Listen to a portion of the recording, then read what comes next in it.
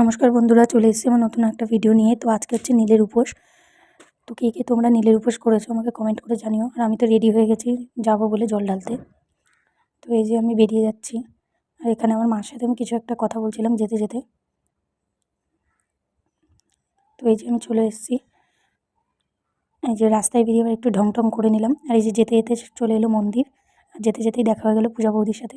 এটা আমার বান্ধবী। আর এই যে মন্দিরের ভিতরে ঢুকে যাচ্ছি, খুব একটা ভিড় ছিল না। তো এই যে এবার আমি মহাদেবের মাথায় জলটা ঢেলে নিলাম।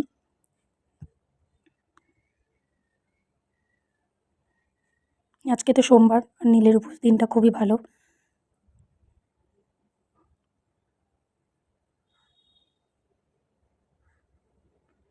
তোমরাও একটু মহাদেবের দর্শন করে নাও, আর আমি এখানে পুজো করে নিই। তো এই যে পুজো করার পরে আমরা কিছু ফটো তুলে নিয়েছিলাম, সেটাই তোমাদের সাথে একটু ছবি শেয়ার করছি।